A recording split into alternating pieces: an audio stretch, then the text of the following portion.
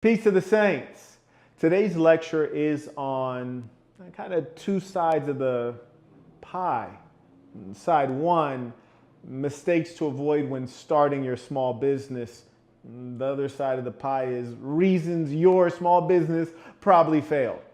This is so important because I always teach you how to be a good capitalist, how to be a businessman or a businesswoman to earn for yourself. I've made a couple notes because there are some very important things you must know as you build your own wealth. Firstly, when individuals think about starting a business, you have to have a product or service. You don't start with a brand or a business. You start with a product or a service. Let me first caution you against mistake number one, starting with a service.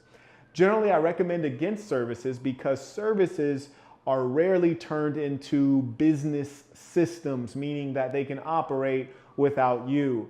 Generally, service-based businesses like personal training or even being a dentist or being a lawyer, you have to actually act in the business for the business to work.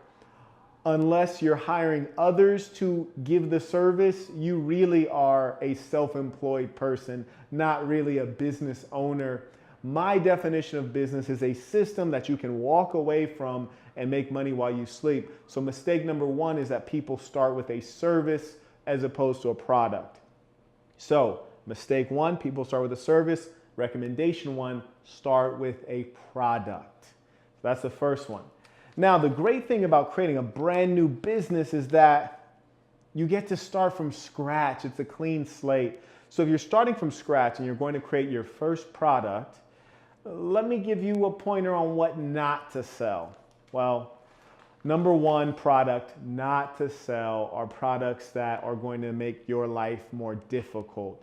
So if you go into, say, the t-shirt business, now you have to deal with small, medium, large, extra large, double XL, all these different varieties of the same product, which means that as a new business owner, you'll have to deal with returns, receiving back damaged product, receiving back product that you can't resell without stating, hey, this has been worn or this has been lightly used.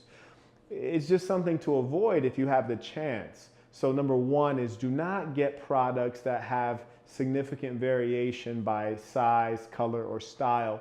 When you start a new product-based business, you want to start with something extremely simple, one very clear, minimal viable product that you can sell to a wide base of consumers. That's recommendation number one, is to not start with something that varies by sizes. And on the other side of that, it's do start a product-based business with a very simple product that is not going to give you headache on the customer service side, which even assumes that you'll even sell any units, which is a high bar for a new product. The other one, industry. This is a hugely important thing. You're starting a brand new business. You want to put your best foot forward, which means selecting the right industry to go into. Undoubtedly, some industries are very crowded, and so it's not wise to go into that industry. For example, personal training. Everyone wants to be a personal trainer because there's a low barrier to entry. Becoming a rapper or a musician, a very crowded industry. It's very hard to be heard without a connection. Thirdly, education.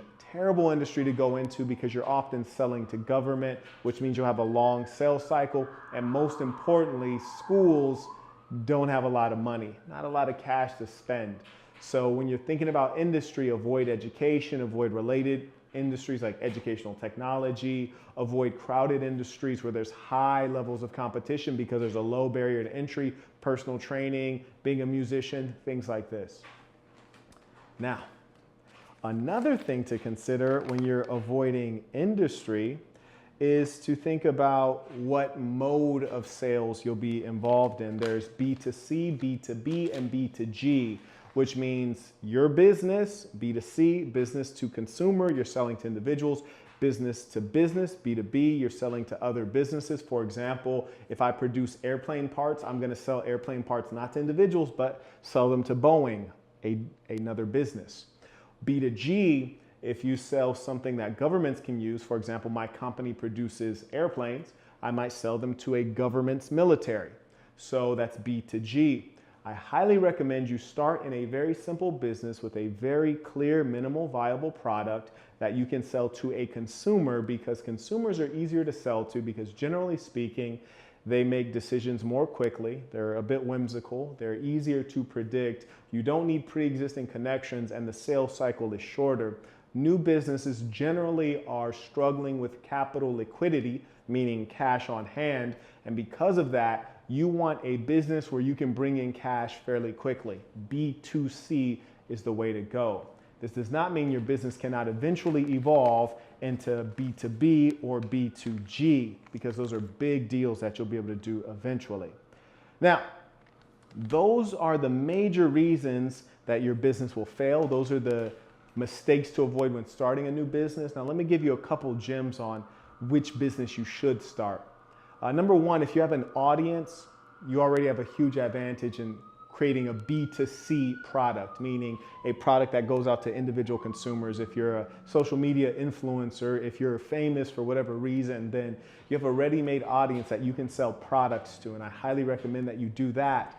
But always think about when you're selling a product, it's very good when you can sell something that is called a digital good, like an ebook or an MP3 download or a YouTube video, something that can be reconsumed without you remaking it, without you spending more money on the production of the product. Those are the very best goods with high profit margins.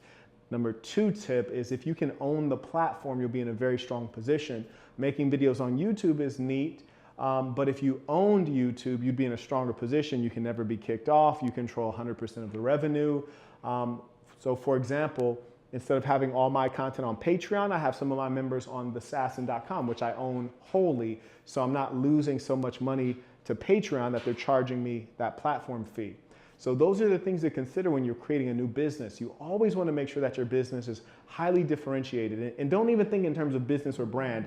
You don't have a brand if it's a new business. And if it's a new business, it's not a business. It's just a product. So always stay hyper-focused on that one product, getting it out to market quickly, and getting customer feedback. The customer discovery process is going to be the key to your success. If I can help you in terms of doing two things, either you have a product idea, you need to refine it, do the whole 9 yards of getting it to market, let's set up a consultation.